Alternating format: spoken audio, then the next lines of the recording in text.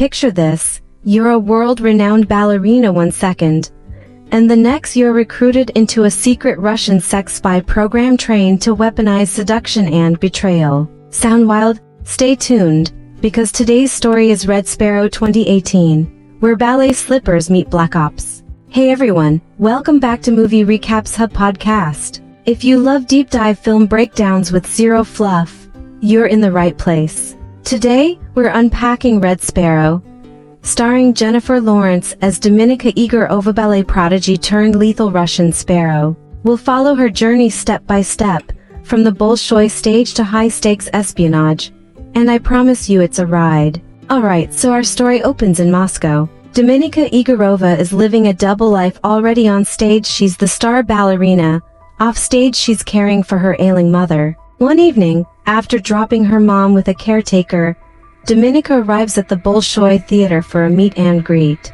She smiles and poses for photos until gangster Dmitry Ustinov corners her and inappropriately touches her under the guise of a selfie. Creepy, right? Moments later, the performance begins. Dominika dances beautifully graceful, confident, but then tragedy strikes. Her partner leaps, lands awkwardly, and her leg shatters. Cue emergency surgery, and Dominika wakes up days later with her leg locked in a metal frame. The verdict? She'll never dance again. Dominika's world collapses. No ballet equals no income. Medical bills pile up. Enter Uncle Ivan, deputy director of Russia's Foreign Intelligence Service SVR. He shows up in her hospital room with an ultimatum. Join state school for or watch your mother starve. State school for? That's the SVR's secret academy for sparrows.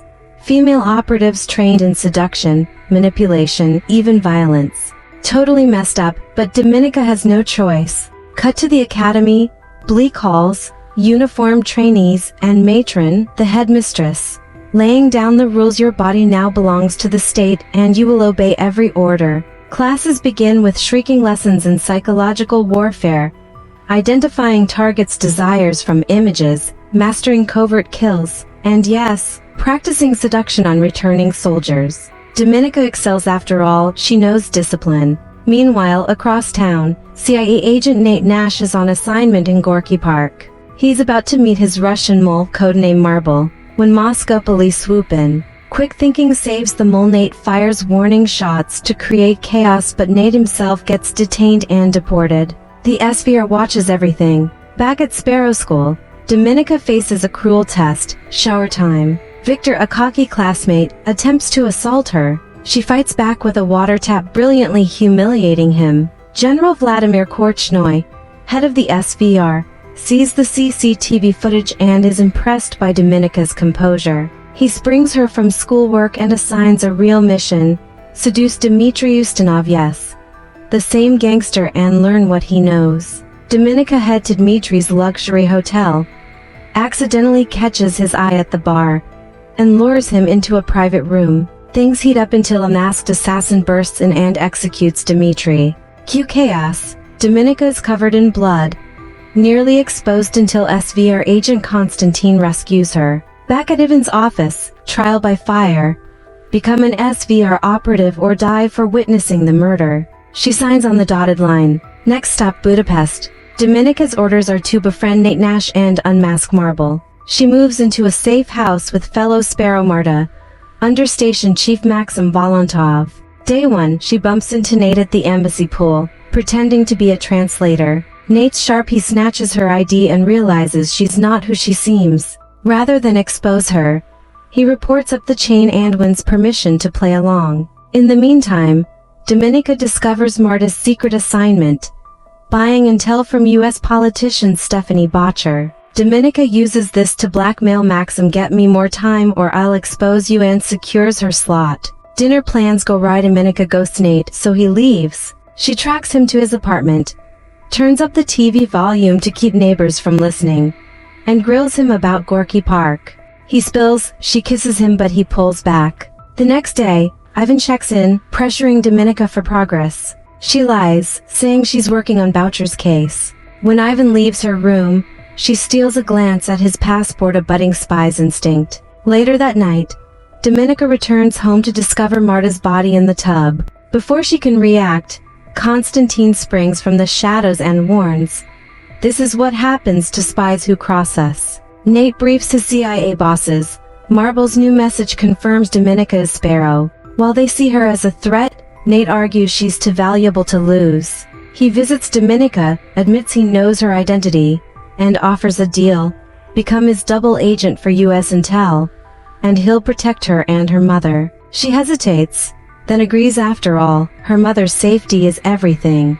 The next morning, she passes a CIA lie detector test and pockets the funds to buy information from Stephanie Botcher. On Friday, Dominika and Maxim fly to London for the swap.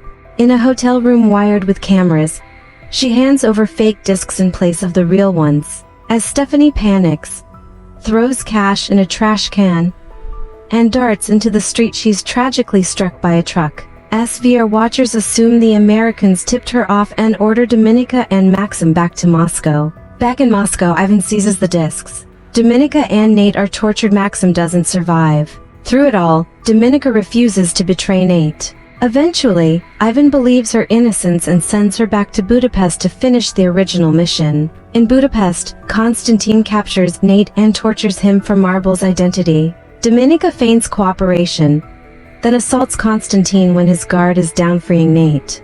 The two join forces, take down Constantine, but both are badly hurt. As Dominika wakes in a hospital bed, General Vladimir visits only to reveal he is Marble. Disillusioned by Russian corruption after his wife was denied care, he fed intel to the West at great personal cost. Now fearing capture, he begs Dominika to expose him to Ivan, guaranteeing her freedom and fame. At an airport exchange, Nate accompanies Dominika to confirm the mole's identity. The Russians unveil the mole, only it's not Vladimir or Constantine, it's Ivan. In a masterstroke, Dominika had fabricated evidence to frame her uncle all along. Stunned, Nate watches as Ivan is shot by a Russian sniper. With the swap complete, Dominika boards a helicopter and flies back to Moscow. The final scene, a grand military ceremony. General Vladimir honors her as a national hero, and when the camera pans down, there she is reunited with her mother, free from danger, finally living the peaceful life she fought so hard to achieve. And that's Red Sparrow in a nutshell: how a gifted ballerina becomes the deadliest weapon in the SVR's arsenal, only to outwit everyone, including her own handlers. If you enjoyed this deep dive, hit that like button, drop a comment below with your favorite plot twist, and don't forget to subscribe to Movie Recaps Hub podcast for more cinematic breakdowns every week. Thanks for listening. I'll catch you next time.